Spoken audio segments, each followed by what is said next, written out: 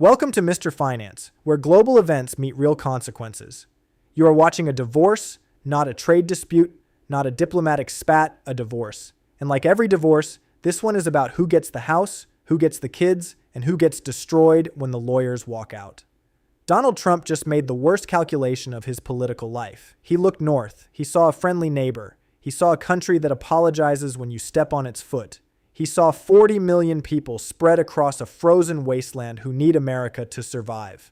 He was wrong. And right now in Ottawa, Mark Carney is proving exactly how wrong by doing something no Canadian leader has ever done. He's not fighting back. He's not retaliating. He's not even angry. He's just rooting. And when he finishes, the United States will be smaller. Not just economically, geopolitically, permanently. Let me show you the papers on his desk. The moment the floor dropped at 2 a.m. Eastern, Trump signed an order. 25% tariffs on everything crossing the Canadian border. Oil, lumber, cars, aluminum, uranium, everything. His advisors were stunned, not because it was aggressive. Trump is always aggressive. They were stunned because it was stupid. The goal was simple. Panic, crash the Canadian dollar, force bank runs, make Carney beg for a meeting at Mar-a-Lago by lunch. That's the Trump playbook. Create chaos. Sell the solution. Extract concessions from people too disoriented to negotiate. It's worked 100 times on companies, on individuals, on smaller countries. But here's what Trump forgot. Canada isn't smaller. Canada is different. At 8 a.m., Carney walked to a podium in Ottawa. No teleprompter, no notes, no anger. He didn't even mention the tariffs. Instead, he said 7 words that just rewired the global economy. We are activating the Strategic Resource Protocol. The room went silent. Reporters looked at each other. What protocol? Canada doesn't have a protocol. Canada has politeness and hockey and universal health care. They were wrong. Carney just announced that Canada is immediately redirecting its critical mineral exports, lithium, cobalt, uranium, rare earth elements, away from United States supply chains and interlocked exclusive 10-year contracts with the European Union and Japan. He didn't fight the tariff. He didn't challenge it legally. He didn't call Trump names. He just made the tariff irrelevant. Think about the geometry of that move. Trump threw a rock. Carney dropped a mountain, not on Trump, on the supply chains Trump's donors actually depend on. And here's the part that's going to keep Wall Street awake tonight. Carney had this ready. He's been sitting on this weapon since January, waiting, watching, letting Trump believe he was in control. Trump finally crossed a line he didn't even know existed, and now the floor just dropped out from under the White House. Receipt number 1, the market realization. Look at the charts from this morning's opening bell. Ford, GM, Tesla, Apple. They didn't dip. They tumbled. The algorithms caught it before the humans did. Within seconds of Carney's announcement, quantitative trading models recalculated every assumption about North American manufacturing. The results were catastrophic. Why? Because Canada isn't just a nice neighbor. Canada is the supply closet for American industry. The United States doesn't manufacture anything without Canadian components. Cars cross the border 7 times before final assembly. The electricity grid is physically integrated. You can't power Detroit without Ontario. Defense contractors source their most sensitive materials from Canadian mines. When Carney announced that critical minerals were being prioritized for reliable partners, code for not the United States, the algorithms instantly calculated the replacement cost. If American companies have to source battery metals from China or the Democratic Republic of Congo instead of Canada, their costs go up by 30 to 40%. Not because of tariffs, because of logistics, because of reliability, because of ethical certification, because of shipping lanes that pass through pirate zones. The market realized in seconds what Trump hasn't realized in 4 years. You need Canada more than Canada needs you. This is the asymmetry that breaks the American mind. Receipt number 2, the Port of Vancouver. We have satellite data, we have shipping manifests, we have photographs taken from commercial aircraft at $35,000 FTE. The Port of Vancouver usually moves a massive flow of goods south by rail and truck into Washington state. Containers stacked 3 high, trains running double shifts, trucks lined up for miles. Today, those containers are being rerouted. Reports are coming in of cargo allocations shifting in real time. Ships flagged for potential United States transfer are being held in harbor for national security review. Trains that would normally head for Seattle are being redirected to the port of Prince Rupert, which ships directly to Asia. This isn't a blockade. Blockades are acts of war. This is bureaucratic jujitsu. Carney is using the exact same national security language Trump uses. He's just applying it to pause shipments of vital goods to the United States legally, quietly, precisely. Every container that doesn't cross the border today is a container that won't be on American shelves next month. Every ship that diverts to Asia is a supply chain relationship that just got rewritten permanently. And here's the part that's going to hurt. Once those relationships are rewritten, they don't rewrite back. You don't cancel a 10-year contract with Japan because Trump got bored and went back to attacking China. Japan plans in decades. Japan doesn't care about Trump's feelings. By the time the tariffs are removed, if they're ever removed, the contracts will be signed. The shipping lanes will be established. The customs relationships will be built. The United States will be standing at the door of an empty room wondering where all the furniture went. Receipt number 3, the phone call. Sources inside the State Department are leaking like a CIV right now. Career officials are terrified. Political appointees are panicking. Nobody knows what to do because nobody saw this coming. At 9:30 a.m., the United States Commerce Secretary placed a frantic call to Ottawa. The question was simple. Does the mineral pause include defense contractors? The answer from Ottawa was 7 words that just rewrote the North American security relationship. We are currently reviewing all export permits. That is diplomatic speak for we'll get back to you when we feel like it. Do you understand the power dynamic shift happening in that sentence? Usually it's the United States making the threats and Canada checking the fine print. Usually it's Washington setting the timeline and Ottawa waiting. Usually the phone calls go from anxious Canadian ministers to condescending American officials. Today the White House is sweating on the line, waiting for an operator to pick up, checking their watches, calculating how many hours of production they have left before the supply chain seizes. Lockheed Martin builds components that require Canadian minerals. General Dynamics builds vehicles that require Canadian aluminum. The F-35 program, the most expensive weapon system in human history, requires Canadian materials for specific subsystems. If those materials don't cross the border, production slows. If production slows, delivery dates slip.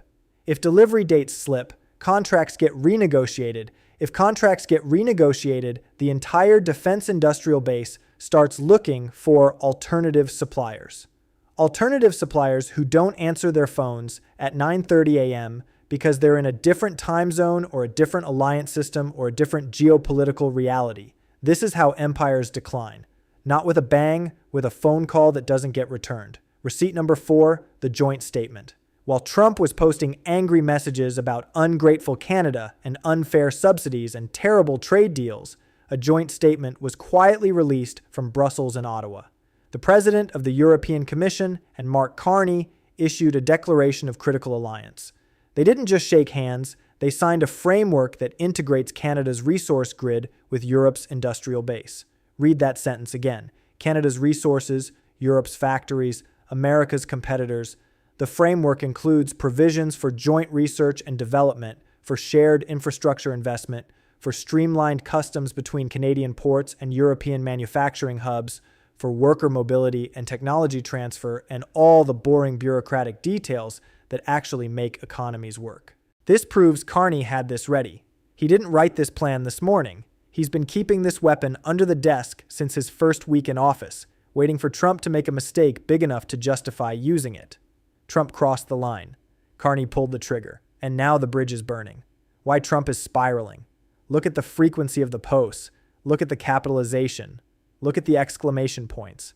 Trump is losing control because he only knows one game: leverage. His entire worldview is based on the assumption that America is the biggest room in the house, so everyone has to listen when he speaks. He thinks leverage is about size. He thinks because the United States economy is 10 times larger than Canada's, he wins by default. He thinks the numbers on the spreadsheet determine the outcome.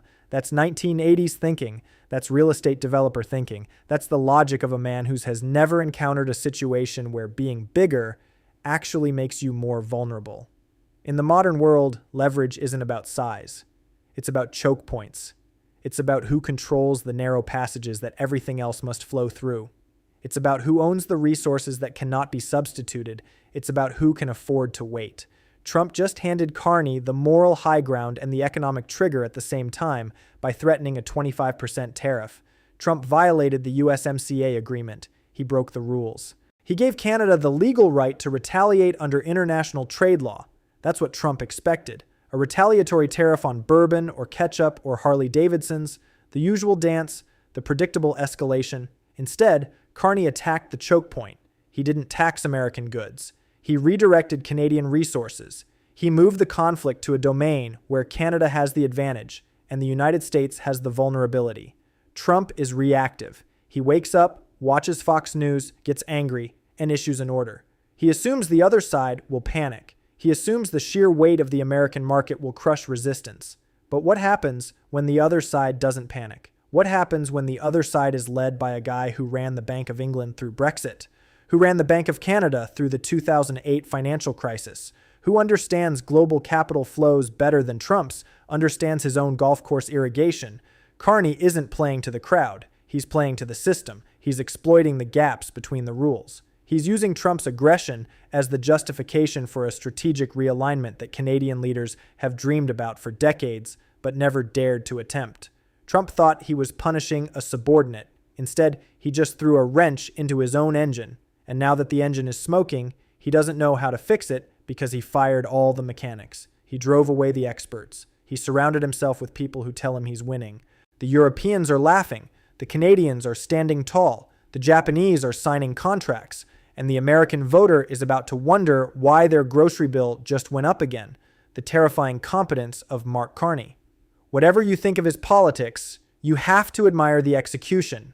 This is not how Canadian prime ministers usually behave. Historically, the Canadian strategy has been keep your head down, smile politely, and hope the Americans don't notice you. Be helpful, be reliable, be the quiet neighbor who never complains. Carney has shredded that playbook. His move is different because it's asymmetric. Symmetric warfare is you slap me, I slap you. You tax my steel, I tax your bourbon. That's a losing game for Canada because the United States is bigger. Canada runs out of cheeks to slap. Canada doesn't have enough bourbon to retaliate with. Carney went asymmetric. He said, you tax my steel, fine, I will starve your technology sector. He moved the conflict to a domain where Canada has the advantage. Canada has the resources the world needs for the green transition. Canada has the lithium for batteries, the cobalt for electronics, the uranium for nuclear power, the rare earth elements for defense systems. The United States is desperate for these resources to compete with China. The entire Biden industrial policy, the Inflation Reduction Act, the CHIPS Act, the whole infrastructure push depends on access to Canadian minerals. By locking those resources away in exclusive contracts with Europe and Japan, Carney is hitting Trump where he is weakest. In the industrial base that actually delivers jobs to swing states, it's also different because it's quiet. Notice the tone. Trump is loud. Carney is silent. Trump uses caps lock. Carney uses contracts. Trump holds rallies. Carney holds briefings with charts. There's a terrifying competence to what Ottawa is doing. They aren't burning flags. They aren't holding protests. They aren't even criticizing Trump directly. They're just quietly rerouting the plumbing of the global economy to bypass the United States. This is a signal to the world. Carney is telling Europe, Japan, and the UK, America is unstable. We are stable. Do business with us. He is positioning Canada not as America's little brother, but as the adult alternative, the reliable partner, the country that honors contracts and respects alliances, and doesn't wake up every morning wondering who to attack next. He is betting that the world is tired of the chaos coming out of Washington. And looking at the markets today, looking at the speed with which European leaders signed that framework, looking at the shipping manifests from Vancouver, he's right. He's turning pressure into power. He's taking Trump's aggression and using it as proof that Canada needs to be independent. He's solving Canada's decades-old problem of being too reliant on the United States by using Trump as the excuse to break away. It's brilliant and it's dangerous. The leaked memo, I have a source, not someone who was in the room, someone who knows someone who was in the room. The details are fragmentary, but they're consistent enough to report. At 1:10 p.m. last night, a secure video call connected Ottawa, London, Berlin, Paris, and Tokyo. On the call, Carney's chief of staff, the UK Chancellor of the Exchequer, the German economics minister, and senior trade officials from France and Japan. The topic, what happens after the break? According to my source, the Canadian official laid out a timeline. 7 days to finalize the critical minerals framework, 14 days to sign the first bilateral contracts, 30 days to begin physical shipments to European ports. The European officials were described as cautiously enthusiastic. The Japanese official was described as already calculating shipping logistics. Nobody asked about the United States. Nobody mentioned the tariffs. Nobody expressed concern about Trump's reaction. It was as if the United States had already been factored out of the equation, as if the assumption of North American integration had simply been deleted. 7 days. That's the timeline. 7 days until the framework is finalized. 14 days until the contracts are signed. 30 days until the first shipments leave Canadian ports bound for Europe instead of America. 7 days. Count them. What this means for you, maybe you're sitting in Ohio, maybe you're in Texas, maybe you're watching from Toronto or Calgary or Vancouver. Why does this matter to your life? If you are in the United States, this is a wake-up call. The era of cheap, easy access to Canadian resources is over. Trump just ended it. Not through policy, through incompetence, through miscalculation, through assuming that size always wins. Prices are going to rise, not just for cars, for everything. Housing. Lumber comes from Canada. 30% of America's softwood lumber comes from British Columbia and Quebec. If that supply gets redirected to Asia or Europe, home prices go up. Construction slows. Renovations become more expensive. Energy, oil comes from Canada. 4 million barrels a day cross the border. If those barrels start flowing east instead of south, gasoline prices go up. Heating oil goes up. Jet fuel goes up. Food, fertilizer comes from Canada. Potash is essential for American agriculture. 60% of United States potash imports come from Saskatchewan. If that potash gets shipped to Brazil or India instead, crop yields decline. Food prices rise. If the standoff continues, if Carney holds the line and Trump doubles down, the inflation that Trump promised to fix is going to come roaring back, driven not by government spending or monetary policy, but by supply shocks from the north. The kind of inflation you can't fix with interest rates. The kind that just keeps coming because the stuff simply isn't there. But the bigger implication is about safety. For 70 years, the United States and Canada have been virtually a single security zone. NORAD, intelligence sharing, military integration. The border is the longest undefended frontier in the world. If Carney is willing to cut economic ties, if he's willing to redirect resources away from American defense contractors, how far does this go? Are we looking at a future where Canada stops sharing intelligence, where the northern border becomes a hard border with customs checks and military patrols, where the special relationship, the closest relationship between any two countries on Earth, simply ends? For Canadians, this is the moment of truth. This is the moment you find out if your country is sovereign or if it's a vassal state, if you can stand on your own 2 feet or if you need America's approval to exist. Carney is betting the farm. If he fails, if the European contracts fall through, if the Japanese lose interest, if the global economy slows, the Canadian economy crashes, the dollar collapses, unemployment spikes, and Carney becomes the most hated man in Canadian history. If he succeeds, Canada emerges as a true middle power, independent of Washington, integrated with Europe and Asia, a resource superpower that supplies the building blocks of the 21st century to whoever pays the best. Globally, this signals the end of the North American fortress. The continent is cracking. Investors see it, generals see it, adversaries see it. When you break the trust between the United States and Canada, you break the foundation of Western security. You create a gap that other powers will exploit. You send a signal that the alliance structure of the post-war era is not permanent, that it depends on the mood of one man in Washington. And Trump is taking a sledgehammer to that foundation because he thinks it makes him look tough. The moment that captured everything.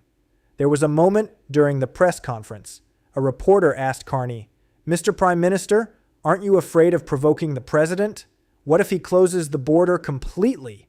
Carney stopped. He took off his glasses. He looked directly into the camera, not at the reporter, but at the lens. At you, at me, at everyone watching, and he said very quietly, "The border is a line on a map. The economy is a web of trust. The president can close the line, but he has already broken the trust. We are simply moving on." He put his glasses back on. He walked away. We are simply moving on. It wasn't a threat. It was a goodbye. The danger zone. Trump doesn't know how to lose. He doesn't have a mechanism for accepting that he made a mistake. His entire psychology is built around never admitting error, never backing down, never showing weakness. So, what happens next? Scenario A, the fragile calm. Trump doubles down. He rages. He announces sanctions on individual Canadian officials. He tries to ban Canadian snowbirds from Florida. It gets petty. It gets personal. It gets embarrassing. But the markets force his hand. The S&P drops another 5%.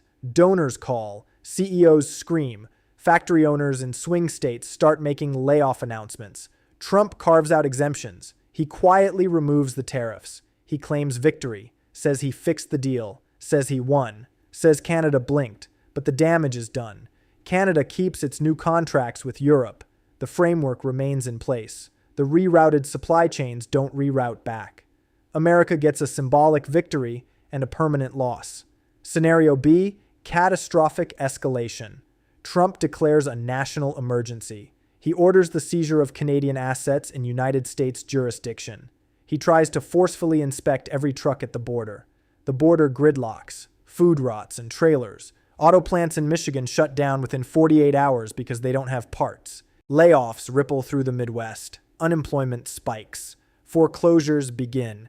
Carney responds by freezing United States tech assets in Canada.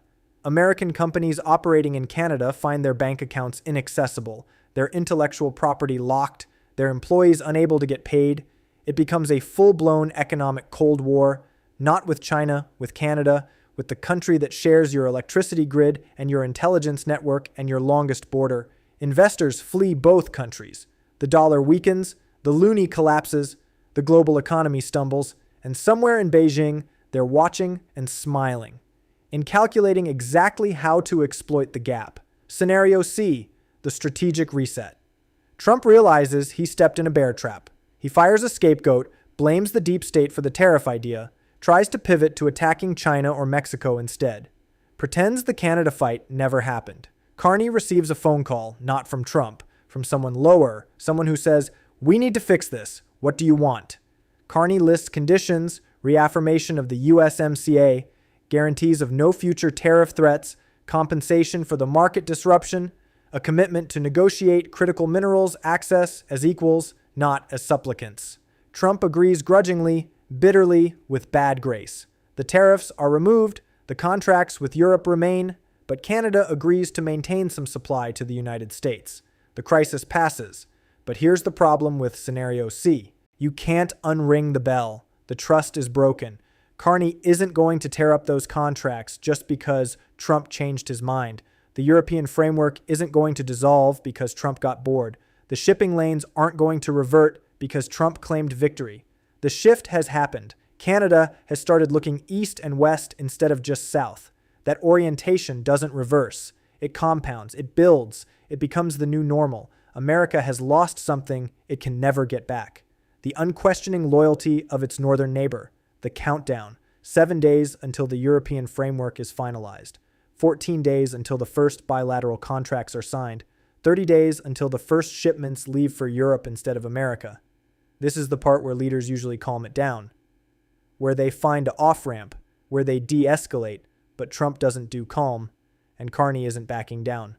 We are watching a game of chicken between a bulldozer and a high-speed train. The bulldozer is big. The train has momentum, and right now, the train is not slowing down. This is not news. This is the realignment of the Western world. Canada has decided that the cost of being America's friend is too high under Donald Trump. And the United States is about to find out exactly how expensive it is to have Canada as an enemy. Carney played the card everyone was afraid to play. He said no. Now the question is, will Trump burn the house down because he can't get his way? Or have we finally seen the limit of his power? The question that divides, was this leadership or the first mistake of a larger disaster? Is Mark Carney protecting Canada's future, or is he taking a gamble that's going to destroy the Canadian economy? Is Trump strong, or did he just get outplayed by a guy who used to run the Bank of England? I want to know what you think. Drop your take in the comments. I'm reading them. Because here's the thing about divorces. They're expensive. They're painful. They leave scars that never quite heal. And once the papers are signed, you can never go back to the way things were. The border is still there. The line on the map hasn't moved, but the trust is gone, the web is broken, and the world is already moving on. If this exploration of power, law, and technology resonated with you, your support defines this channel. Smash the like button, subscribe to Mr. Finance, and hit the bell for our ongoing analysis. Thank you for watching.